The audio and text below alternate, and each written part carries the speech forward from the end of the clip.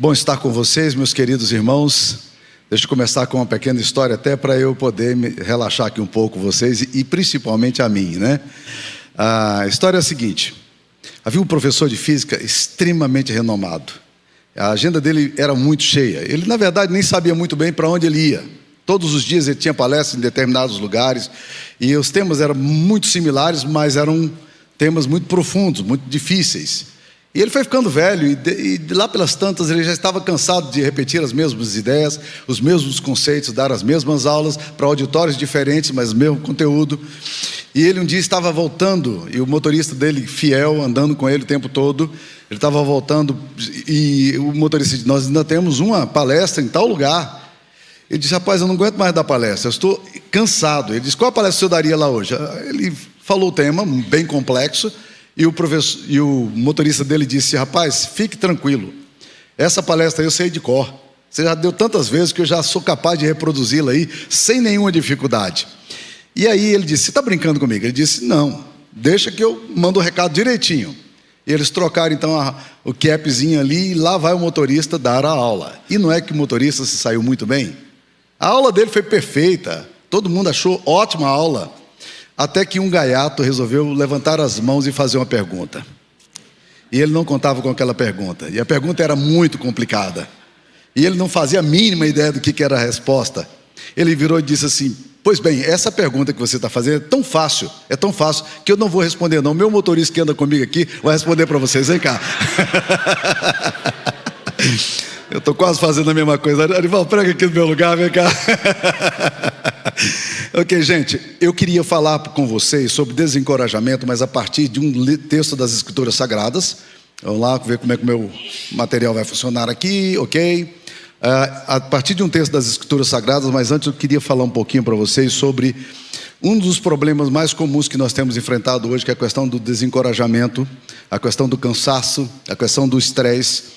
E esse assunto é um assunto muito presente hoje. Aliás, tem um belíssimo livro publicado recentemente por um pensador sul-coreano, um filósofo sul-coreano que está aí no auge, e ele trabalha muito essa questão, o Shu Han, ele trabalha muito essa questão num livrinho chamado A Sociedade do Cansaço. E o que nós estamos percebendo hoje é o seguinte: nós estamos com a comunidade cada vez mais cansada. E esse cansaço, esse estresse, ele está afetando diretamente os pastores. Nós temos uma lista, eu tenho percebido alguns grupos de pastores, que eu espero que não esteja entre vocês, mas talvez esteja entre alguns de vocês. Um deles são os pastores desanimados. Os pastores desanimados é aquela pessoa que, por natureza, pela sua própria questão moral, ela é tendente ao desânimo. Você olha para ela, ela tem cara de desanimada. Como disse uma amiga minha: puxa vida, fulano de tal me dá preguiça, né? Existem pessoas que dão preguiça só de você olhar. São pessoas desanimadas por natureza. Talvez você tenha essa tendência a viver deprimido, a viver triste, a viver angustiado, a viver sempre desanimado com o trabalho. Um outro grupo que a gente encontra, e se vai numa progressão, é o grupo que eu chamo de desencorajados. Os desencorajados não são os desanimados. São aqueles que, por alguma razão, eles perderam o ânimo por causa de experiências negativas. O ministério, a vida, às vezes, pega a gente de uma forma tal que nós somos jogados numa situação que a gente começa a dizer o seguinte: eu acho que não vale a pena lutar mais não. Eu tentei de tudo, eu já criei todas as estratégias, eu já me esforcei, e parece que as coisas não andam, então eu não vou fazer mais nada. Esse é o desencorajamento. O desencorajamento, ele acontece exatamente quando você já diz que não dá para fazer aquilo que você acreditava que poderia ser feito. O terceiro grupo aí é o grupo que eu chamo dos displicentes. Esses são pessoas preguiçosas. Elas fazem o mínimo possível em tudo aquilo que tem que fazer. Então elas tentam descobrir o que eu posso fazer de menos. Nós trabalhamos hoje, estamos procurando trabalhar numa proposta ministerial nossa, num programa chamado OKR, né? Que é exatamente tentando ajudar os pastores a organizar a agenda. Um dos graves problemas que a gente tem na eficiência pastoral é que pastores facilmente perdem muito o foco daquilo que tem que ser feito. E eles se distraem com muitas coisas. e eventualmente trabalham muito, mas trabalham sem foco, sem objetivo. E aí o resultado disso aí é um resultado muito complicado, porque a pessoa que não tem foco, ela não sabe onde ela vai chegar. Aí fica naquele discurso da Dilma, né? Nós não vamos ter metas nenhuma, mas quando nós alcançarmos a meta, nós vamos dobrar a meta. Então é um negócio bem complicado. E nós precisamos ter cuidado com a nossa agenda. Marque a sua agenda. Crie na sua agenda determinadas atividades que você precisa fazer e faça isso.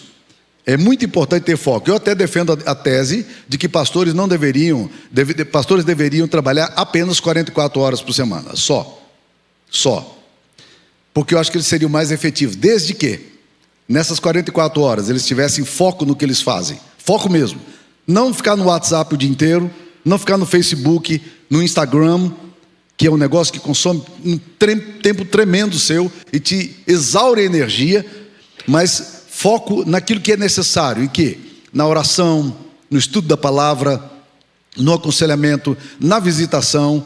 E eu te garanto, meu querido irmão, que se você tiver foco no seu ministério, você vai ter sempre uma lista imensa de to-do list, aquela lista que você precisa fazer todo dia. E é impressionante como nós temos atividades para fazer, mas se nós não temos focos, nós nos perdemos. E pastores displicentes ou negligentes, eles tendem a produzir muito pouco e fazer muito pouco, apesar de aparentemente trabalharem muito. Quarto perfil que a gente tem é o perfil dos pastores depressivos. Você já entra no caso de doença. Eu estou agora acompanhando um querido amigo meu, que ele está num quadro ansiolítico terrível. Ele simplesmente foi para o psiquiatra, tomou remédio, ele está catatônico, ele não consegue responder, e é um homem querido, de um ministério bonito, mas que no momento ele precisa de atenção e de cuidado. E ele está numa crise tremenda, porque apesar de ele estar nesse estado catatônico, ele se sente muito culpado de estar recebendo da igreja e não estar trabalhando. E ele fica numa crise imensa que ele precisa sempre estar falando para ele. Pastores também passam por dificuldades, pastores também passam por problema, né? Então nós precisamos olhar isso aí. E por último, a mim me parece o quadro mais sério, é o quadro de pastores descrentes, líderes descrentes, pessoas que por alguma razão perderam a capacidade de crer.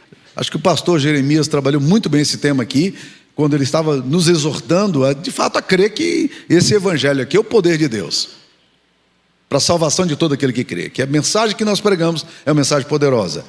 Mas o que fazer, como diz aquela música do Tomé da Fé, que diz o seguinte: o que fazer se o coração não consegue mais crer o que sabe ser verdade? O que fazer se a razão não consegue entender o porquê da tempestade? Então nós estamos vivendo um momento complicado. E um autor, um professor lá dos Estados Unidos, Jeremy Adams, ele escreveu uma tese interessante. Ele foi eleito o melhor professor do ano 2018. E ele escreveu um livro chamado A Geração Z, a Geração Zumbi, que é uma geração que poucas pessoas aqui pegam essa fase de idade, mas que já nos antecipa um problema histórico que nós teremos pela frente. Ele diz que a geração Z, essa geração que nasceu do ano 2000 para cá, e vocês, a boa parte daqui está bem longe disso aí, né? A boa parte aqui está na geração milenial, isso para não falar da geração Y, né? Mas essa geração Z é uma geração que está muito conectada tecnologicamente, mas ela não tem conexão relacional. Um dos problemas que eu tenho encontrado em plantadores de igreja é que eles não gostam de gente. Eles não gostam de relação, eles gostam de computador. Eles amam o celular. Eles vibram com o celular. E é impressionante como eles não conseguem largar o celular, eles não conseguem conversar, eles não conseguem se aproximar de ninguém, criar relacionamento. Então vai plantar igreja, que precisa de relacionamento, precisa de envolvimento humano, precisa de caminhar nas ruas, e aí eles não conseguem fazer, porque eles já fazem parte desse sopro aí, dessa geração zumbi. O problema da geração zumbi, e o Jeremy Adams vai trabalhando isso aí, é que essa geração ela é uma geração menos educada, é uma geração mais deprimida, é uma geração sem os valores e esperanças que formaram a base ética da nossa sociedade, uma vida solitária, hiperconectada tecnologicamente, mas distanciada da família, da igreja e das comunidades. Para você ter uma ideia, no ano 2000, nos Estados Unidos, 50% dos moços tinham facilidade para se conectar com outros da mesma idade. Hoje, apenas 33%. A estatística é bem pavorosa. E a depressão tem aumentado significativamente. 63% nos adolescentes. O suicídio aumentou 56% entre 2007 e 2017. Nós estamos vivendo um problema muito sério. Nos Estados Unidos, o suicídio já é a segunda causa de morte entre os adolescentes, só perdendo para acidente automobilístico ainda. Mas é só uma questão de tempo. O que está gerando tudo isso em nós? Nós ficamos solitários e nós estamos cada vez mais desencorajados. E quando a gente vem para um congresso desse, eu morro de medo de congressos assim. E eu já participei de muitos. E eu sei o que acontece. A gente começa a fazer as inevitáveis comparações. Puxa, o pastor Jeremias tem um ministério tão abençoado, o pastor Ival, olha lá a igreja dele. E a gente começa a perder aquela compreensão de que nós somos uma comunidade e que nós precisamos nos encorajar um ao outro. Rick Warren fala o seguinte, que sucesso gera competição, mas fracasso gera comunidade. E nós precisamos entender essa questão da comunidade, como é que nós podemos trabalhar. Existem duas formas de você envelhecer. A primeira forma, como diz o Eric Erickson, é a seguinte: você envelhece com celebração, com alegria, com contentamento, ou você envelhece amargo, ressentido e chateado com a vida, culpando a vida, culpando a igreja, culpando a sociedade. Às vezes eu encontro pastores que eu falo, rapaz, por que você ainda está no ministério? Porque eles culpam o ministério o tempo todo, culpam a igreja o tempo todo, e eu digo, para que você tem que estar nesse lugar? Por que você tem que estar continuando fazendo isso, que você acha que é a razão pela qual você é deprimido e você é triste? O problema é que nós estamos nos envelhecendo amargos. Nós estamos trabalhando na obra do mestre, mas nós estamos vivendo como se o mestre fosse nosso inimigo. E nós precisamos tomar muito cuidado com o nosso coração. Você está envelhecendo com alegria no coração? Há um tempo atrás o Ricardo da Grécia me chamou para falar num congresso que ele estava fazendo para um grupo aí de pastores que ele monitora, mas de perto, eram cerca de 50 pastores. E eu disse, Ricardo, mas tem tanto pastor aí, cara. Eu saí daqui de Anápolis para ir aí, ele disse, Samuel, é muito difícil encontrar pastores com 40 anos de ministério que estejam felizes no ministério. Não é triste um negócio desse? Pior do que isso, meu querido. Para mim, a pior forma de envelhecer é envelhecer com amargura. É chegar no final da vida e dizer, não valeu a pena. Não valeu a pena. Então nós precisamos da graça de Deus, nós precisamos trabalhar, e Deus precisa trabalhar isso no nosso coração e nós precisamos vencer, né? E pensando em tudo isso que eu falei, eu fui por um texto das Escrituras Sagradas, que é o texto que eu gostaria de caminhar com vocês na palestra de hoje e na palestra de amanhã. Eu queria falar para vocês sobre a perspectiva do encorajamento no livro de Ruth. O livro de Ruth é um livro muito interessante. Eu queria ler com vocês aqui alguns versículos aqui do capítulo 1, versículo 1, que diz o seguinte, Ruth 1, versículo 1. No dia em que julgavam os juízes, houve fome na terra. Nós estamos falando aqui, meus queridos irmãos, de um período ali em torno de 1100, 1200 antes de Cristo. E um homem de Belém, de Judá, saiu a habitar na terra de Moabe com sua mulher e seus 2 filhos. Este homem se chamava Elimeleque, sua mulher Noemi. Os filhos chamavam Malom e Quilion, efrateus de Belém de Judá, vieram à terra de Moabe e ficaram ali. Morreu Elimeleque, marido de Noemi, e ficou ela com seus 2 filhos, os quais casaram com mulheres moabitas. Era o nome de uma Orfa e a outra Ruth. E ficaram ali quase 10 anos. Morreram também ambos, Malom e Quilion, ficando assim a mulher desamparada dos seus 2 filhos e do seu marido e 2 noras. Então se dispôs ela com as suas noras e voltou para a terra de Moabe, da terra de Moabe, porquanto nesta ouviu que o Senhor se lembrara do seu povo dando-lhe pão. Saiu, pois, ela com suas 2 noras do lugar onde estivera, e indo elas caminhando de volta para a terra de Judá, disse-lhes Noemi, ide, voltai cada um à casa de seu pai, da sua mãe, e o Senhor use convosco de benevolência, como vós usastes com os que morreram e comigo. o Senhor vos dê que sejais felizes, cada uma em casa do seu marido. E beijou-as. Elas, porém, choraram em alta voz e lhe disseram: não, iremos contigo ao teu povo. Porém Noemi disse: volta, minhas filhas, porque irias comigo? Tenho eu ainda no ventre filhos para que vos sejam por maridos? Tomai, filhas minhas, ide-vos embora, porque sou velha demais para ter marido. Ainda quando eu dissesse: tenho esperança, ou ainda que essa noite tivesse marido e houvesse filhos, esperá-los-íeis até que viessem a ser grandes? Abster-vos-íeis de tomardes marido? Não, filhas minhas, porque por vossa causa a mim me amarga ter o Senhor descarregado contra mim a sua mão. Então de novo choraram em alta voz. Orfa com um beijo se despediu da sua sogra, porém Rute se apegou a ela. Disse Noemi: eis que tua cunhada voltou ao seu povo e aos seus deuses. Também tu volta após a tua cunhada. Disse, porém, Rute: não me instes para que te deixe e me obrigue a não seguir-te, porque aonde quer que fores, irei eu, e onde quer que pousares, ali pousarei eu. O teu povo é o meu povo, o teu Deus é o meu Deus. Onde quer que morreres, morrerei eu, e aí serei sepultada. Faça-me o Senhor o que bem lhe aprouver, se outra coisa que não seja a morte me separar de ti. Vendo, pois, Noemi que de todo estava resolvida a acompanhá-la, deixou de insistir com ela. Então ambos se foram, até que chegaram a Belém.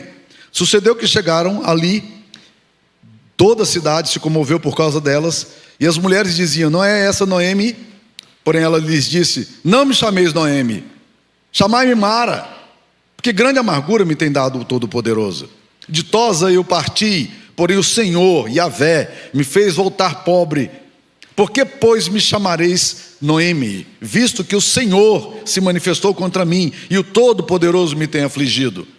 Assim voltou Noemi da terra de Moabe, com Rute sua nora, a moabita, e chegaram a Belém, no princípio da cega da cevada. É um texto forte, é um texto de crise. Na verdade, a Bíblia tem muitos livros de crise.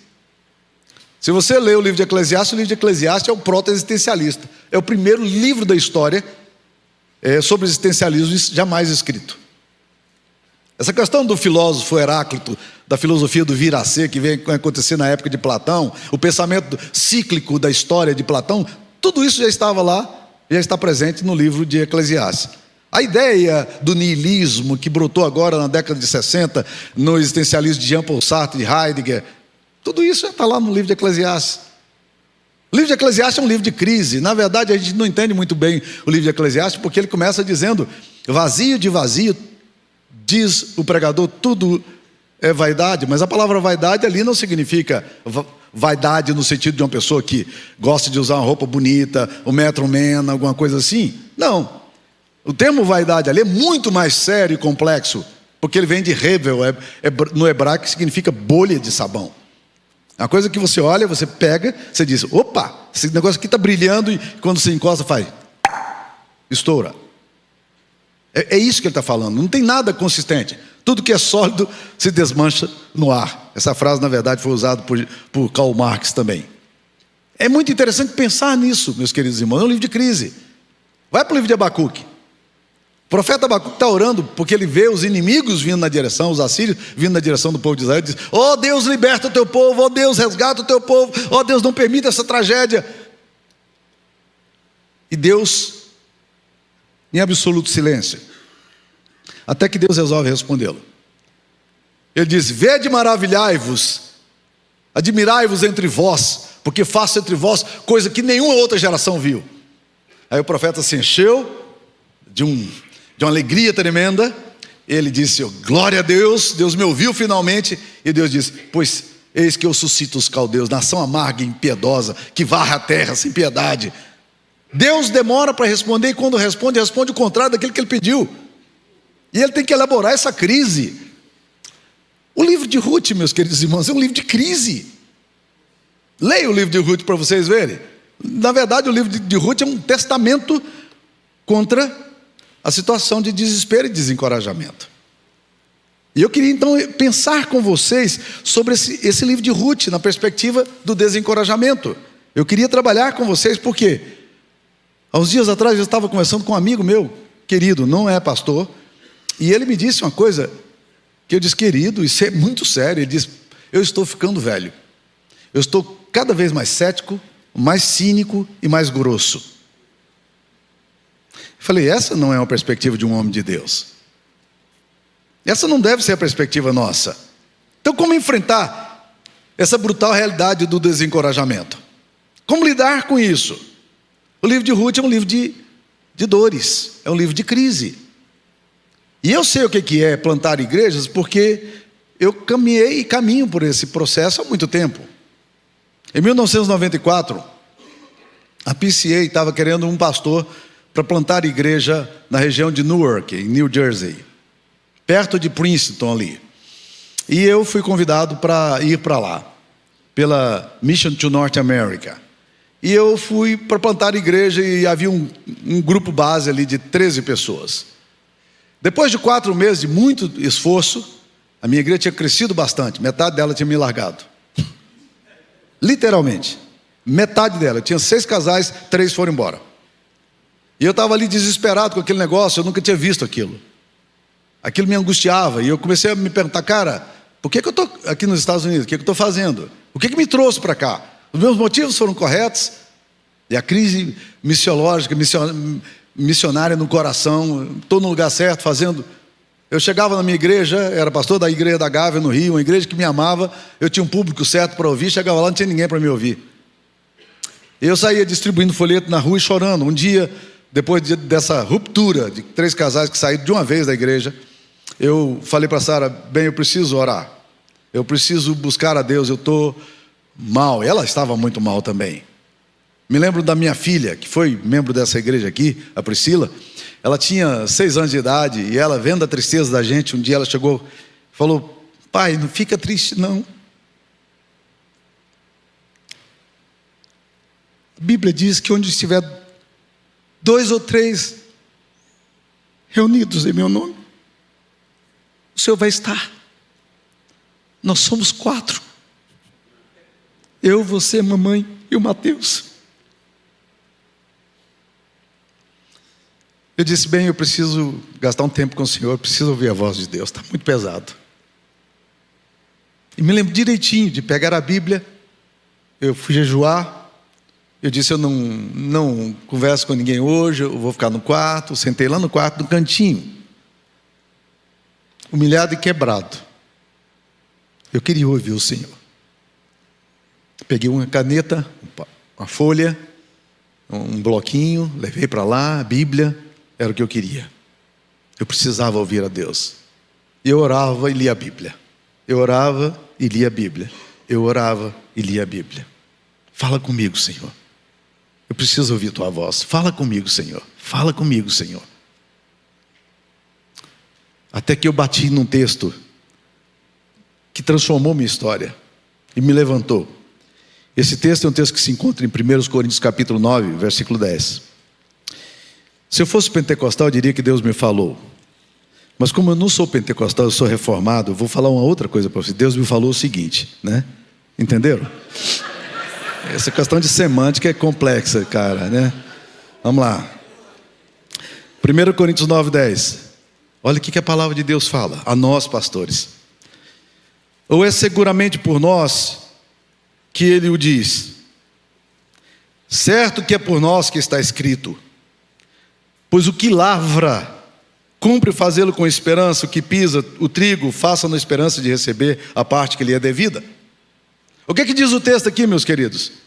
Isso veio do meu coração como fogo.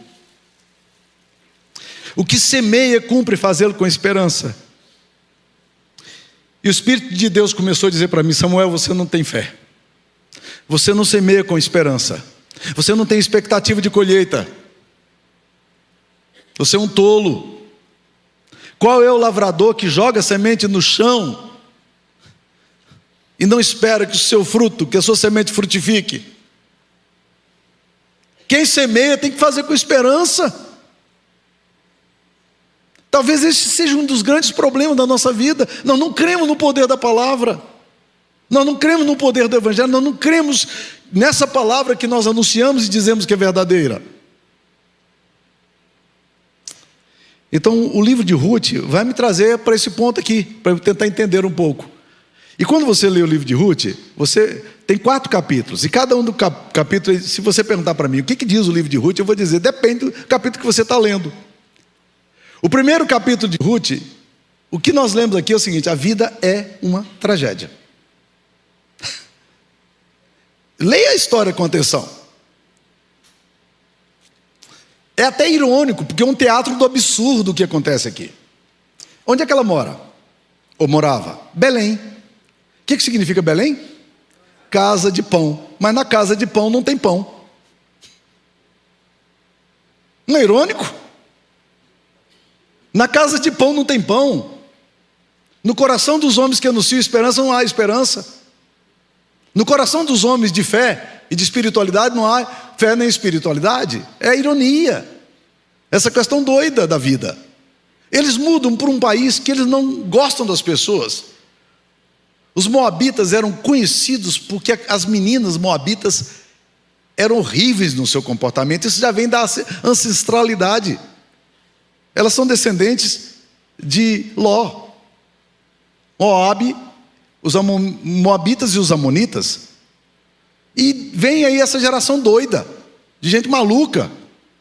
Aquilo desencadeou uma reação de quebra de valores na família. E não é maldição hereditária, não, é quebra de princípio mesmo. E aquilo vai acontecer num dia quando Balaão, que resolve amaldiçoar o povo de Deus, Balaão diz: contra esse povo não vale encantamento, não adianta fazer macumba. Mas se a gente pode fazer uma outra coisa, a gente pode colocar as jovens moabitas para habitar no arraial. Gente, eu tenho pensado muito nesse negócio. O diabo não pode fazer mal para a gente, mas o pecado pode. E aí ele coloca meninas, jovens moabitas, que não tinham nenhum valor no meio do arraial do povo de Deus. E aquilo vai uma praga desgraçada naquele povo, e vai matando gente, e vai morrendo gente. E na minha concepção, aquilo ali é uma doença venérea no deserto, que não tem cura, aquilo vem e mata mesmo. E milhares de pessoas morrem na maldição de Baal Peor. Que coisa horrível. Esse povo aqui é para esse lugar que Elimeleque leva os seus filhos para morar, e a sua esposa, para um país que eles não gostam, de uma língua diferente e de um Deus diferente. O Deus deles era Quemos. Bem, aí eles vão para lá. A gente não sabe, a Bíblia não entra em detalhes de como Elimeleque morreu, mas ele morreu. Mas é bom pensar o seguinte: a média de idade de um homem na Idade Média era 32 anos. Alguém aqui tem mais de 32 anos? Pois bem, você já está na vantagem se você vivesse na Idade Média, né? 32 anos você morria, a expectativa de vida sua. Elimeleque morreu cedo, muito jovem ainda, mas tinha 2 filhos. Talvez com 30, 40 anos de idade, provavelmente 40 anos de idade. E ficou os 2 meninos ali. 10 anos eles ficam morando em Moabe. E aqueles meninos chegam à idade de arrumar namorada. Quem que eles arranjam namorada? As namoradas moabitas. Terrível, mas é o que tem. Vamos casar. Casaram com 2 meninas, Orfa e Ruth. Mas logo depois, se você acha que a tragédia poderia já ser demais, logo depois acontece ainda outro incidente pior. Morrem os filhos. Morrem os 2 filhos. E aí Ruth fica com quem? Com as suas 2 noras, e se dá bem com as noras. Para aqueles que acham que sogra não se dá bem com a nora, é só os filhos morrerem que ela vai se dar bem com você, né? Pronto, acabou o problema, né? É mais ou menos como uma pessoa que diz que não tem, que quer um casamento sem problema. Você quer uma vida sem problema, meu irmão? Paulo diz: olha, não te cases, né? Está escrito, né? Quer ficar livre de preocupação, não te case. Quer casar, né? A gente arranja mulher ou homem para resolver um problema que a gente não teria se vivesse solteiro, né? No caso aqui, o que a gente encontra? As 2 noras afeiçoadas a Ruth, uma relação de amizade profunda. Mas Ruth está desencantada com a vida. Noemi está desencantada com a vida. Ela está vivendo uma relação de profunda crise com quem? Com Deus.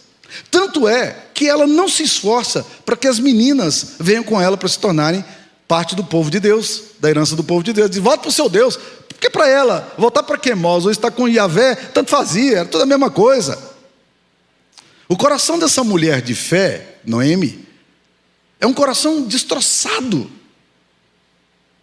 Um coração que não crê. Como muitas vezes nós vivemos no nosso pastoreio e na nossa vida pessoal. Nós não cremos. Por quê? Porque a vida nos pegou de um jeito tão profundo. As dores que vieram sobre nós são tão violentas que a gente não está sabendo como elaborar todo esse conflito, essa dor. E aí gera em nós cinismo, incredulidade, ou como aconteceu no caso de Salomão, que Salomão, depois que perde a relação com Deus, ele não apenas entrou no cinismo e na incredulidade, mas entrou no epicurismo. Vamos para a farra. Noemi era uma mulher de caráter, mas Noemi perdeu a referência do Deus sagrado, do Deus de Yavé. Aliás, ela nunca deixou de crer. Vocês já pararam para pensar nisso? Noemi não deixou de crer, não. O problema de Noemi é um problema que nós temos. Nós não deixamos de crer. O problema é a construção que a gente vai fazer desse simbólico da divindade em nós. A questão não é se você crê, mas que Deus é que você está olhando na sua história. Como é que você percebe Deus? Bem, ela tenta despedir as duas noras. Órfã, despede-se e volta para casa. O que não era uma experiência muito fácil. Mas Ruth diz: olha, eu vou te seguir. E ela faz uma declaração de fé impressionante, porque ela fala, olha, quando ela diz: eis que a tua cunhada voltou do seu povo, Noemi fala para ela, e aos seus deuses, também tu volta após a tua cunhada. Vai embora, volta para os seus deuses. Ela disse: não me instes para que te deixe e me obrigue a não seguir-te, porque onde quer que fores, irei, onde quer que eu pousares, ali pousarei. O teu povo é o meu povo, e o teu Deus é o meu Deus. Curioso, Noemi é uma mulher que está tendo uma espiritualidade toda quebrada, mas no meio daquela espiritualidade toda quebrada, Ruth é capaz de identificar um Deus completamente diferente do Deus dela, e ela tem uma percepção da sacralidade que a própria sogra, que é judia, não tem. E ela diz: eu quero o teu Deus, eu não quero o meu Deus, não. Eu não quero os meus ídolos, eu quero o Deus que você tem. Eu vou te seguir, vou andar com você. Bem, voltam as duas. Estão caminhando. E aí entram na aldeia. Entram na terra de volta. Belém era pequenininha. E aí quando estão entrando, Belém fica muito próximo de Jerusalém, 12 quilômetros de Jerusalém. Estão entrando ali e de repente as amigas se identificam. Apesar das rusgas, apesar de todo o rosto marcado pelo tempo e pela dor, as amigas veem Noemi, que significa favorecida, pessoa alegre, abençoada. Elas correm para Noemi e falam: nossa, Noemi, que coisa boa, seja bem-vinda, que coisa maravilhosa. E elas encontram uma mulher completamente diferente daquela mulher que saiu. A história de vida dela vai levá-la para ela perceber a sua vida de uma forma profundamente fracassada. E o pior, para perceber o próprio Deus dela de forma estraçalhada. Porque quando as mulheres vêm alegre, cumprimentando e tal, aí é Noemi que já tinha falado. Olha que coisa interessante, no versículo 13, ela tinha dado um péssimo testemunho para suas noras, antes de Orfa sair. Ela diz assim: a mim me amargo ter o Senhor descarregado contra mim a sua mão. A mim me amarga que Yavé tenha colocado sobre mim um peso, que o meu Deus tenha feito isso comigo. Mais uma vez, o problema de Noemi não é um problema de incredulidade.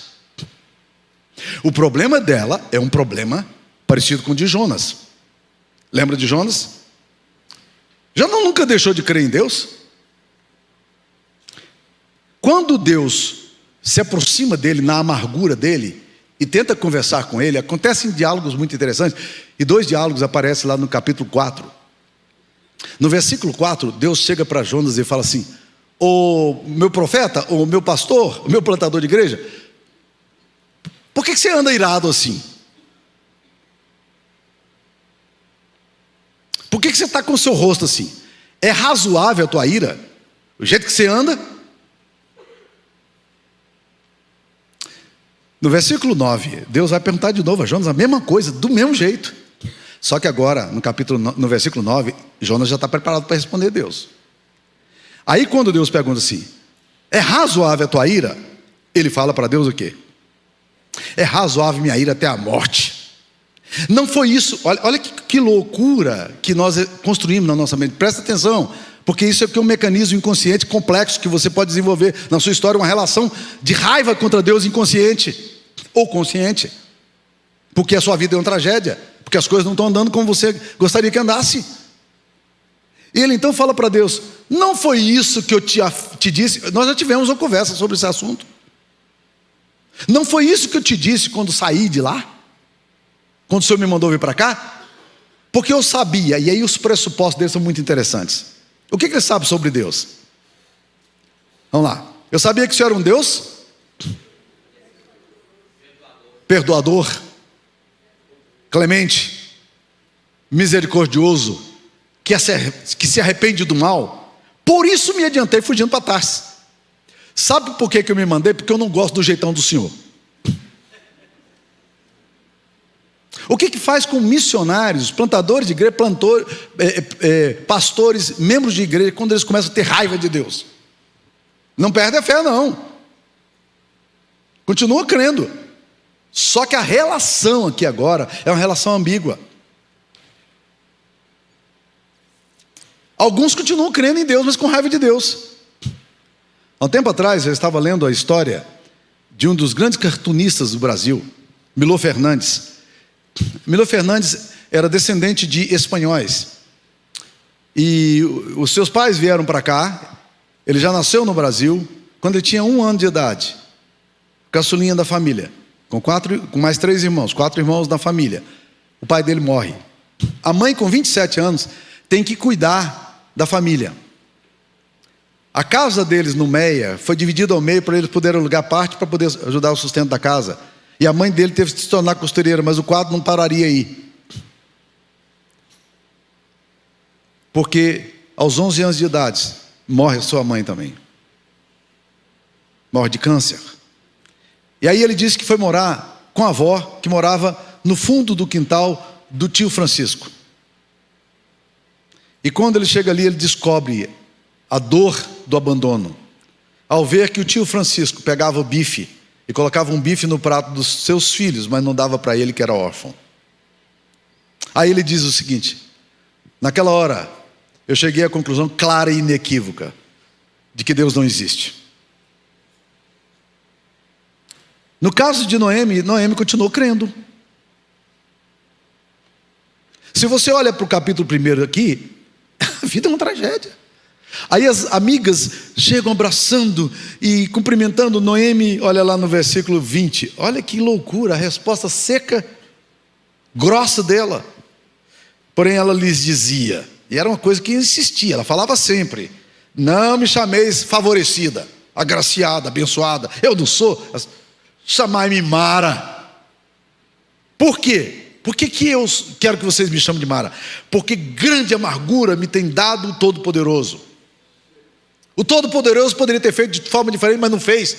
E você acha que eu ainda quero que vocês me chamem de agraciada? De abençoada? Não. Eu sou Mara. E o texto é interessante, quando ele frisa, ela lhes dizia. Não era uma coisa assim, uma frase solta que ela... Não, é uma coisa enfática. Era a palavra dela, quando ela fala, Noemi. Não, meu nome mudou.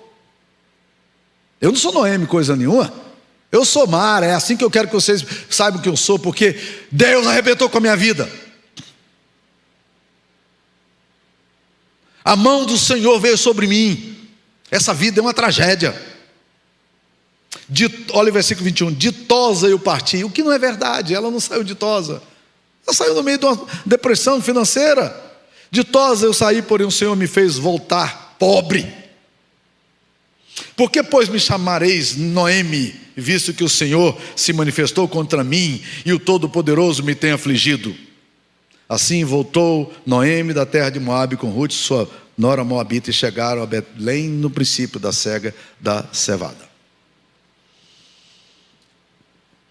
A vida é uma tragédia.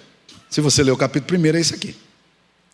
Se nós encerrássemos aqui a história desse livro de Ruth, pararíamos no trágico relato da vida de Noemi, e teríamos aqui uma péssima reflexão para voltar para casa. Então vamos para o capítulo 2, quem sabe o capítulo 2 melhore. Vamos lá. O capítulo 2 vai falar outra coisa. Olha lá. Tinha Noemi um parente de seu marido, e aqui eu vou explicar para vocês o que acontece. Senhor de muitos bens da família de Elimeleque, o qual se chamava Boaz. Cara ricaço, bem posicionado, solteirão, tá lá. Ruth, a moabita, lhe disse a Noemi: deixa-me ir ao campo, apanharei espigas. Era a época da colheita, né? Atrás das que me favorecer. Ela lhe disse: vai, minha filha. Havia tem duas leis aqui que a gente precisa entender. Primeiro, havia a lei do levirato. Eu vou ter que voltar nesse assunto, porque o levirato era uma lei muito complicada que nenhuma mente ocidental do nosso tempo vai conseguir entender. A lei era o seguinte: se você era casado com um rapaz, a moça era casada, né? E de repente esse rapaz morria, ela tinha que casar com o irmão dele. Mas o filho que nasceria desse novo marido não seria filho desse novo marido, ele seria filho do marido antigo que já morreu. Complicado, né? Ah, mas se morresse o terceiro, se morresse o outro também, ela ia casar de novo para suscitar descendência. É a lei do levirato. Outra lei que tem aqui é a lei da colheita. O povo judeu deixava a comida e não podia voltar para ir recolhendo aquilo que sobrava da colheita. Ele tinha que deixar para trás para que os pobres colhessem. Lei bonita, né? Eu acho linda essa lei. Essa lei é fantástica. A lei de cuidado com os pobres, né? Ruth chegou, não tem o que comer, ela disse: Noemi, eu vou para o campo para colher. Agora olha o versículo 3. Ela se foi, chegou ao campo e apanhava após os segadores. Preste atenção. Por casualidade, risca sua Bíblia aí, se você gosta de riscar. Por casualidade entrou na parte que pertencia a Boaz, a qual era da família de Elimeleque. Por casualidade. O que esse texto está dizendo? De todos os campos de Belém, por acaso, ela cai no campo do seu resgatador Boaz. Isso nos dá uma ideia superficial, quando nós lemos o texto, de que parece que a vida é isso mesmo, sabe? A vida é assim. A vida, as coisas acontecem, você não sabe porquê, as coisas às vezes acontecem, mas você nem entende porquê. Se eu tiver sorte, se a vida me favorecer, se o sopro vier para o meu lado. Lembra daquele filtro solar do Tim Cox, que foi narrado aqui pelo Pedro Bial no Brasil, né? Filtro solar, lindíssimo o texto, né? Ele fala assim: talvez você se case, talvez não, talvez tenha filhos, talvez não, talvez se divorcie aos 40, talvez dance ciranda nas suas bodas de diamante. Quem sabe a vida, olha, vai depender, sabe de quê? Algumas pessoas dão sorte, cara. Algumas pessoas vão para um lugar e era o lugar certo, encontram com as pessoas certas, na hora certa, e aí a vida certa. Por quê? Fez o casamento certo, encontrou amigos certos, criou relacionamentos certos. Mas tudo isso que aconteceu é assim, uma caixinha de surpresa. Ninguém sabe exatamente o que vai acontecer. E o texto aqui me chamou a atenção exatamente por isso, porque o texto diz que entrou por casualidade, que é uma coisa meio diferente nas escrituras sagradas, que sempre faz questão de dizer que a vida é regida por uma providência sábia e amorosa. Mas quando você lê o capítulo 2, parece que o texto tenta mostrar que talvez você acerte, cara, talvez você se dê bem. Eclesiastes capítulo 9, versículo 11, no seu pessimismo lá, o pregador fala uma coisa muito interessante. Ele fala assim: tudo depende do tempo e do acaso. Óbvio, alguém sabe que quando ele disse isso, o correlete estava completamente afastado de Deus. Mas ele olha para a vida e diz, olha, depende muito do acaso, depende muito de dar certo, dos encontros que você vai ter, do casamento que você vai ter, da faculdade que você vai, do trabalho que você entra. Depende. Você vai dar certo ou não? Não sei, quem sabe, talvez, quem sabe. Essa relação muitas vezes está muito complicada na nossa vida. Nós achamos que a vida é essa vida da casualidade. Não há providência, é um jogo de dados. Lá está o solteirão desejado. Boaz era boa pinta, cara.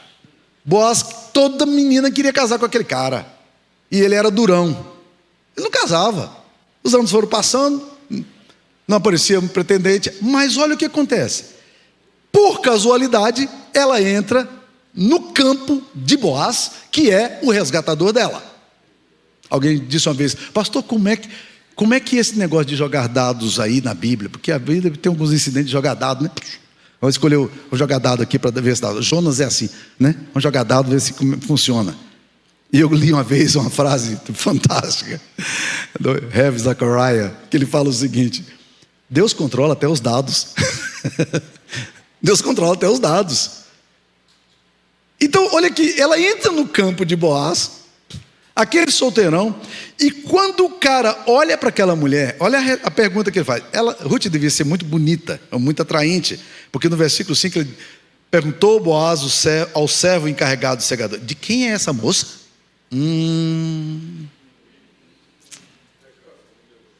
Quem é essa menina? É patrão. Não, eu queria saber quem ela é. Posso não? Não, claro que você pode saber quem é essa moça, né? Disse, não, essa moça moabita que veio. Ele disse, de fato, eu nunca conhecia essa menina aqui na aldeia, nas regiões aqui, né? Esses 55 quilos de filé mignon que está andando por aqui, eu nunca tinha visto esse negócio aqui antes, não. Que negócio fascinante esse negócio aqui. Vai lá. Aí Boaz, que é um empresário, que é um cara que, movido por lucro, ele começa a cometer tolices. Porque ele vira ele procura para conversar com ela, e ele então vira para ela e diz assim: eu já dei ordem aos meus servos para que cuidem de você. E ele, cá no privado, virou e disse assim: olha, vai deixando um pouquinho mais para ela, tá? Deixando um pouco mais. O fato é de que no final do dia, Ruth volta para casa, cara, com 17 quilos de cereal. Olha aí no versículo 17, né? Foi quase um efa de cevada, 17 quilos. Quando ela chega em casa com aquele pacotão de comida, né? Noemi olha entusiasmada e diz: onde você conseguiu isso? Ela disse: olha, é o seguinte, eu fui trabalhar no campo e não sei o quê. E sabe quem é o cara? O cara é Boaz. Ah, você sabia? Bendito seja o nome do Senhor. Olha aqui, ela começa a glorificar a Deus agora. Bendito seja o nome de Yahvé, que ainda não tem deixado a sua benevolência nem para com os vivos, nem com os mortos. A fé dela começa a ressuscitar, começa a brotar. E ela disse: Noemi, esse homem é nosso parente chegado e é um dos nossos resgatadores. Presta atenção nessa expressão, resgatador, porque ela vai aparecer várias vezes no capítulo 4. E a palavra aqui é uma palavra fundamental na teologia da redenção. Ela é fundamental para a compreensão do resgate que é descrito no Antigo Testamento e no Novo Testamento, especialmente em relação a Jesus. É a palavra goel. Ele é um dos nossos goels. E é muito interessante que o texto diz aqui que ele então dá ordem para as pessoas: olha, não moleste, deixa um pouquinho mais, né? E aí ela passou a ter um lugar privilegiado ali. Noemi não é besta. Como mãe, como mulher, vivida, conviveu com 3 homens, né? Marido dela e mais 2 filhos. Ela sabe das coisas. E aí nós vamos para o capítulo 3. Porque o que agora Noemi vai fazer é o seguinte: ela vai dizer para você o seguinte, esse texto de Ruth, que a vida, meu querido, é dos espertos. Você tem que ser esperto na vida, presta atenção. Aí ela chega para sua nora e diz: minha filha, não hei de buscar-te um lar para que sejas feliz? Ora, Pois não é Boaz, na companhia de cuja serva estivesse um dos nossos parentes, ou um dos nossos resgatadores? Eis que essa noite ela limpará a cevada na A mulher está informada, cara. Mulher tem essas coisas, né? Antena ligada, né? Radarzão ligado. Ela diz: não, eu estou sabendo, vai ser a época da colheita. E vai ser... Agora você vai fazer o seguinte, olha aí no versículo 3. Banha-te, unge-te. Não é exatamente para quem vai para o campo colher cevada, né? Banha-te, unge-te, põe os teus melhores vestidos e desce a eira. Porém não te des a conhecer ao homem até que tenha acabado de comer e beber. Deixa ele beber um pouquinho de vinho para ele ficar animado, né? Porque ele já está animado para o seu lado. Com um vinhozinho, esse negócio aqui vai ser sopa no mel. Quando você lê esse texto aqui, você fala: rapaz, bem dizia a minha avó, quem não se ajeita por si se enjeita, né? Tem que cuidar. A vida tem que ser um pouco de malandragem, você tem que ter um pouco de esperteza, porque senão a coisa não vai dar certo, né? E eu quero voltar com vocês amanhã para tratar com vocês de cada uma dessas questões, da percepção que a gente tem sobre tragédia, a percepção que a gente tem sobre casualidade, o efeito que isso gera no desencorajamento, e a percepção que a gente tem na esperteza e o impacto que isso gera no seu coração. O fato é de que, aparentemente, esse negócio aqui só dá certo porque tem uma mulher esperta no jogo. Noemi é viva. E ela pega o solteirão de jeito. Ela pega Boaz de jeito. E Boaz aqui agora começa a ficar absolutamente caído. Porque ele vai e bebe. E versículo 7 diz que, tendo comido e bebido, estando já de coração tanto alegre, veio deitar-se ao pé de um monte de cereal. Então chegou ela de mansinho, ele descobriu os pés e deitou-se. Deixou ele começar a roncar. Foi lá e puxou o negócio, enfiou na cobertinha dele, quietinho ali, né? Quietinho, né? Sucedeu que pela meia-noite, assustando-se o homem, opa, esse negócio aqui do meu lado, né? Sentou-se e disse, assustando-se o homem, sentou-se, e eis que a mulher estava deitada aos seus pés. O que essa mulher está fazendo aqui do meu lado? Era exatamente a mulher. Ele disse: quem és tu? Ela respondeu: eu sou Ruth, tua serva. Estende a tua capa sobre a tua serva, porque tu és resgatador. Chega perto. Vem cá que eu te quero, né? Está entendendo a coisa? A Bíblia diz que ele não a conheceu aquela noite. Ali na frente você vai encontrar. Mas aí Boaz já está apaixonado por essa mulher, a coisa já não aguenta mais, e ele amanhece decidido. Aquele solteirão agora é quebrado. A estratégia de Noemi funcionou. Ruth deu certo. E agora ele tem um problema. Ele tem que resgatar, mas aí ele descobre, cara, que tem um outro homem antes dele para resgatar. Capítulo 4. E no capítulo 4, meus queridos irmãos, você vai encontrar essa nova história acontecendo. No capítulo 4, Boaz sobe a porta da cidade de manhã cedinho, e eis que o resgatador de que Boaz havia falado ia passando. Então lhe disse: ó fulano, chega-te aqui e assenta-te. Ele se virou e se assentou. Vem cá, fulano, precisamos ter uma conversa aqui. Ele disse o seguinte: olha, rapaz, né? Ele pegou 10 homens como testemunha, diz a Bíblia aí, dos anciãos da cidade, e disse: vem cá, é o seguinte, você lembra aquela terra lá de Elimeleque, que é o nosso irmão, Noemi, a tomou da terra dos Moabitas e tem para venda? Sabe daquela terra? Cara, você, por lei, é você que tem que resgatar aquela terra. Aí, esse homem ficou muito entusiasmado com a coisa. Disse: claro que eu quero, vai anexar a minha terra, eu vou poder ampliar a minha plantação, está ótimo, eu vou nessa. Aí Boaz disse: só tem um negócio, quem comprar a terra tem que levar o pacote, tem que levar a Ruth. E ele aqui dizendo assim: tomara que você não aceite, tomara que você não aceite, tomara que você não aceite. Aí ele disse: hã? Não, você tem que ficar com Ruth também, porque tem que resgatar a memória do seu marido. Aí ele disse: rapaz, eu vou consultar minha vontade. Vocês já fizeram isso? Vou perguntar para minha mulher se ela vai deixar, né? Se a minha vontade deixar, né? Ele nem foi consultar, ele já sabia quem era a mulher dele. Ele disse: não vai rolar, rapaz, minha mulher não vai deixar nunca. Resgata você. Yes! Era isso que eu queria. Pá, que coisa boa. O Boaz está vibrando com esse negócio. Você quer mesmo? Quero. Então vamos lá, tira aí. O que você tem que fazer? Tirar o sapato. Pega o sapato aqui. Está escrito aqui no texto, né? Porque era assim que se fazia, né? Quanto a resgates e permutas, o que queria confirmar qualquer negócio, tirava o calçado e o dava ao parceiro, assim se confirmava o negócio de Israel. Vamos lá. Então, sapato para cá, sapato para lá, né? E agora, vamos para a galera. E a Bíblia diz que eles se casaram, né? E a coisa se cumpriu. Bem. O que eu queria dizer para você, meu querido irmão, é que essa história não pode acabar aqui. Sabe por quê? Porque, na verdade, o que esse texto vai nos mostrar é uma coisa maravilhosa. É que o texto vai apontar para o fato de que Deus está no controle de todas as coisas. Vamos prestar atenção no que vai acontecer.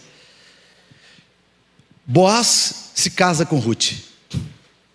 E a Bíblia diz aí no versículo 3: assim tomou Boaz a Ruth e ela passou a ser sua mulher. Coabitou com ela e o Senhor lhe concedeu que concebesse e tivesse um filho. Então as mulheres disseram a Noemi, a favorecida: seja o Yahvé bendito, que não deixou hoje de te dar um neto que te será seu resgatador, e seja famado em Israel o seu nome. Ele será restaurador da tua vida e consolador da tua velhice, pois tua nora, que te ama, o deu à luz, e ela te é melhor do que 7 filhos. Aí a Bíblia diz: Noemi tomou o menino e o pôs no regaço e entrou a cuidar dele. As vizinhas lhe deram o nome, dizendo: a Noemi nasceu um filho. E lhe chamaram Obed. Sabe o que significa a palavra Obed? Certo. Está tudo certo. Não tem nada errado. A vida não é uma tragédia, a vida não é regida pelo acaso, a vida não é de esperteza. Deus está conduzindo a história. Agora presta atenção, meus queridos irmãos, porque o que está para vir no texto é a coisa mais fantástica da Bíblia e da vida, porque o texto diz o seguinte: que Obed, versículo final, o último versículo, Obed gerou a Jessé e Jessé gerou a Davi. Sabe quem é Obed? Ele é o avô de Davi. Ele é o avô de Davi. Meu neto está para nascer nos Estados Unidos, meu segundo neto. Eu estou aguardando notícias, fico sempre conferindo. Minha filha começou a ter um processo do parto essa semana, e a expectativa, minha esposa já está lá, a gente fica tentando descobrir. Ele está nascendo nos Estados Unidos. E se esse neto que eu abraço for o presidente dos Estados Unidos, como é que eu me sentiria? É impossível? Não é impossível não.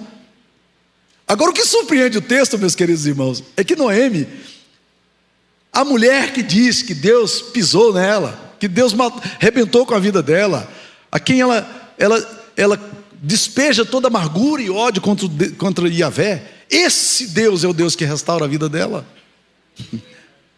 É esse Deus aqui agora que lhe dá o privilégio de abraçar. E muito provavelmente Noemi não teve a oportunidade de ver, mas já imaginou se Noemi viveu o tempo todo para um dia ver o seu neto assumindo o reinado em Israel, o rei mais querido, o mais querido da história de Israel, o rei mais amado por Deus, o homem mais especial de Israel. A sua história, meu querido irmão, não parou, sabe por quê? Porque esse texto aqui, meus irmãos, vai nos remeter a duas coisas fantásticas. Primeiro, esse texto é sobre soberania de Deus. Quando Mara abraça aquela criança, ela jamais poderia imaginar o que Deus poderia estar fazendo com ela. Isso aqui, meus queridos, é um sorriso escondido de Deus. John Piper disse que o sofrimento é mais ou menos assim, um sorriso escondido de Deus, né? É um sorriso escondido de Deus. É Deus olhando para Noemi, abraçando e dizendo: ei, mas você é tola mesmo, hein? Você acha que você está feliz com o seu netinho no colo? Você nem imagina, Noemi. Eu tenho mais para te dar. É mais do que isso, Noemi. Esse homem é o avô de Davi. Mas esse texto aqui não fala só para Noemi, fala também para Ruth. Por quê? Porque Ruth, meus queridos irmãos, vem de onde? Vem de Moabe, de uma nação idólatra, adoradora de Quemós, de famílias de péssima reputação moral. Essa menina aqui agora, meus queridos, se tornará a avó de Davi. Mas não para aqui não. Porque a bênção de Deus, e vocês precisam ler um livro chamado de Susan Hunt, chamado A Graça que Vem do Lar, foi publicado pela Casa de Cultura Cristã, principalmente para você que tem dúvidas sobre batismo de criança. Precisa ler essa questão do pacto geracional, ou generacional, como alguns preferem. Por quê? Porque a bênção de Deus vai continuando na vida de Ruth, essa menina que se converte ao Deus de Israel. E surpreendentemente, o que a gente percebe quando a gente abre a genealogia de Mateus? Quem que está lá? Ruth. Não aparece o nome de nenhuma mulher virtuosa na genealogia de Cristo. Já pararam para pensar nisso? É o triunfo da graça, meu irmão. É como se Deus estivesse ironizando da nossa moral tola. Ele coloca ali Tamar. Tamar é uma mulher o quê? Que teve 2 filhos com seu sogro. Que ironia! Para que o nome dessa mulher na genealogia? Mas ali também está Batseba, que é a Mônica Lewinsky de Davi. Aparece lá o nome dela, Batseba. Mas tem uma figurinha lá pior ainda, gente. Raabe, prostituta de carteirinha. Está lá na genealogia de Jesus. E aparece quem? Ruth. 4 mulheres. Por que não colocou Sara? Por que não colocou o nome de Rebeca? De outras mulheres virtuosas que apareceram na Bíblia? Por que tem que ter o nome de só dessas mulheres que não prestam? É como se Deus dissesse: olha, não é sobre você, é sobre mim. É eu que faço. É a graça. O que nós vemos no livro de Ruth é um texto sobre a graça. Um Deus que governa graciosamente a história e está conduzindo a história da gente de uma forma que você aí no meio da sua tragédia, achando que a vida não faz sentido, achando que a vida é coisa de esperteza e que tem que ser malandragem, tem que ter malandragem, e você não está entendendo, você não está pegando o ponto, você não está entendendo o Deus de Israel. Esse texto aqui é uma desconstrução da religiosidade. Esse texto aqui é uma das melhores formas da gente entender como o Evangelho opera. Ele é riquíssimo para uma compreensão do Evangelho. Mas vamos lá, não para aqui. Vamos voltar à figura do Goel. Quem é o nosso resgatador? Jesus Cristo é o nosso resgatador. A Bíblia diz que Ele nos resgatou da maldição da lei. Mas 1 Coríntios 6:20 vai: pois foste comprado por preço de sangue. Vocês foram comprados. Ele resgatou vocês. Que coisa maravilhosa. Foi lá e pagou o meu preço. Pum. Resgate. Eu sou justificado porque eu sou dele. Eu sou filho amado. Ele me escolheu antes da fundação do mundo. Eu não tinha nenhuma virtude. Ele me amou. Esse texto aqui, meus queridos irmãos, é sobre Jesus. É sobre o Evangelho. Cristo nos resgatou do fútil procedimento que nossos pais nos legaram. Cristo nos resgatou da memória esquecida, do fracasso, como fez aqui. Cristo nos resgata aqui do fracasso histórico, como imigrante, viúva, dor, esquecimento.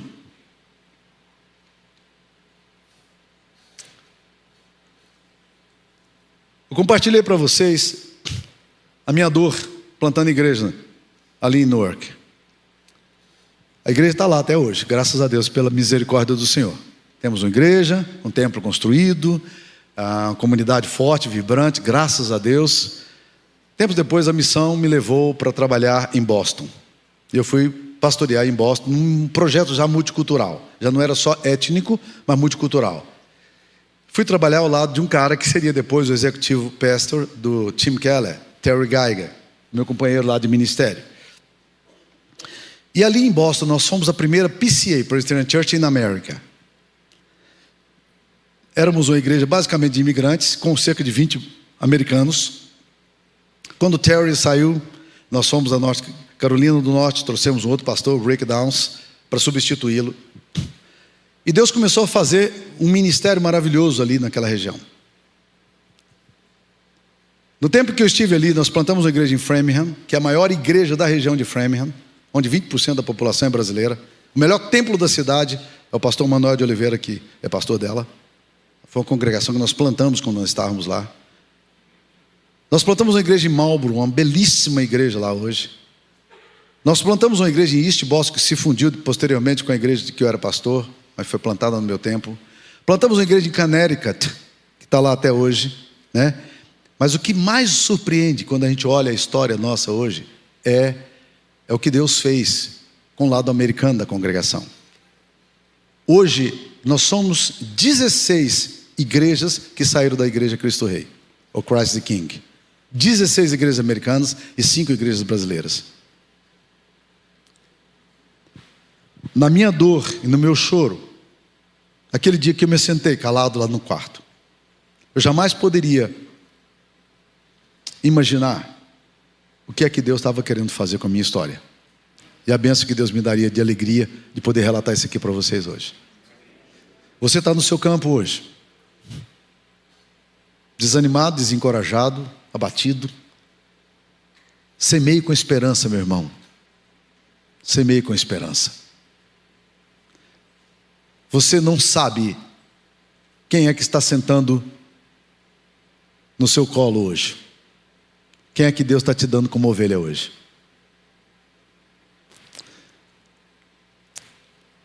Há um senador negro, pastor da igreja batista em Chicago, chamado James Mix. Ele lançou uma campanha para resgate de prostitutas em Chicago. E a campanha era essa: quem salvou quem? Raabe salvou os judeus ou os judeus salvaram Raabe? Isso porque ele tinha um programa chamado Ladies of Night. Ele era um resgate de prostitutas. Quem salvou quem? Esse era o lema. Ele diz: quando você sai para pregar, você não sabe quem é que você está salvando. Quem é que Deus vai te dar como fruto? E ele diz: Raabe salvou os judeus salvaram Raabe uma vez, mas Raabe salvou os judeus 2 vezes. Raabe salvou os judeus que estavam como espias, mas a Bíblia disse que no sangue de Raabe passa o sangue de Emanuel, o Filho de Deus. Não é maravilhoso isso? A nós cumpre dar profundidade, a Deus cumpre dar largueza. Eu não sei o que Deus quer fazer com você e nem comigo, mas isso não é problema meu. Isso é problema de Deus. Onde Deus quer nos levar, eu não sei. Isso é problema dele. Mas nós precisamos dar profundidade ao nosso ministério. Nós precisamos semear com esperança. Nós precisamos fazer com fé. A vida não é uma tragédia, não. A vida é regida por um Deus soberano. E quando você passa a sua dor aí agora, talvez você possa rir no canto da boca e dizer: Deus, eu não estou entendendo nada. Está tudo tão confuso. Mas uma coisa eu sei: eu não estou na mão do acaso. E nem sou subproduto das circunstâncias. Eu estou na mão de um Deus soberano, de um Deus amoroso, de um Deus providente, que tem o seu olhar lá na frente e que está me levando para onde Ele quer que me levar. Presta atenção. Existem 2 princípios de missiologia que nós precisamos decorar. O primeiro axioma de missiologia é o seguinte: Deus é o iniciador de missões. Na Bíblia você não vê um povo missionário, você vê um Deus missionário. Você não vê Israel mobilizado para evangelizar o mundo. Você vê um Deus apaixonado pelo mundo. No Novo Testamento também você não vai ver a igreja, a não ser o primeiro agente missionário que existe na Bíblia foi a perseguição, Atos 8. Todos estavam em Jerusalém, ninguém queria sair de Jerusalém, Deus manda perseguição, eles saem para pregar o evangelho. O agente missionário é perseguição. A igreja está acomodada, ninguém quer sair. Mas é Deus quem toma a iniciativa de construir. Esse é o primeiro princípio. Então, primeiro princípio, Deus é o iniciador de missões. Mas presta atenção no segundo princípio, que é igualmente importante. Presta atenção. Se você não lembrar de mais nada do que eu falei hoje, você precisa lembrar disso. O segundo axioma de missiologia é o seguinte: Deus precede o missionário no campo. Deus precede o missionário no campo. Deus estava lá onde você agora está, muito antes de você chegar. Você foi para lá, para esse lugar, que hoje você olha muitas vezes desanimado. Você foi para lá porque Deus quis que você estivesse lá. É nesse lugar que Deus quer você. Nesse momento da história que Deus quer você. Deus levou você para esse lugar e já estava lá antes de você. A Bíblia diz que creu todos quantos foram destinados para a vida eterna, Atos 13:48. Você prega, vai crer quem? Aqueles cujo espírito já é movido por Deus, é Deus fazendo a obra lá. Então para de ficar com incredulidade no teu coração, você é instrumento. E Deus quer usar você. Eu queria que você curvasse a sua cabeça. Eu queria orar por você e queria que você orasse por você. A resposta que você tem que dar a Deus é a seguinte: em que Deus me interpela aqui? Nesse dia, por tudo que ouvimos até aqui. Onde é que eu estou sendo interpelado? O que eu estou esquecendo da minha história? Por que eu tenho andado tão irado? Tão triste? Por que essa raiva contra o eterno?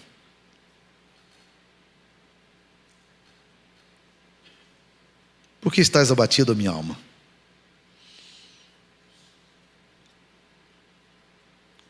Por que eu prego tanto sobre soberania de Deus, mas eu não creio em nada de soberania de Deus? Ainda vivo como um pequeno dado que é lançado sem propósito na história. Peça a Deus para Deus te dar profundidade nessa compreensão da palavra do Senhor. Olhe com fé o que Deus está te dando. Creia.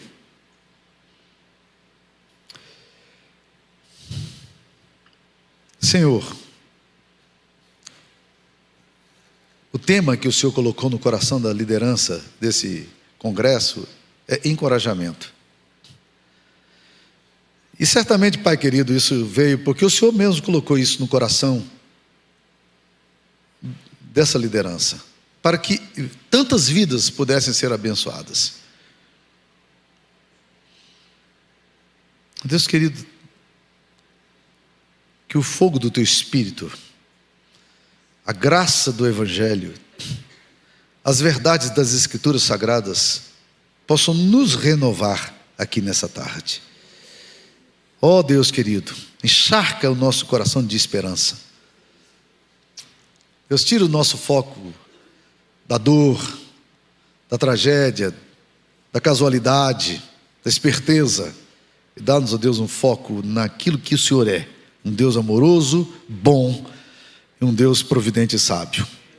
Nós queremos te louvar por Jesus, o nosso resgatador, que morreu na cruz pelos nossos pecados e nos deu uma identidade de filhos amados. Ó Deus querido, ajuda-nos em nome de Jesus. Amém, Senhor. Amém.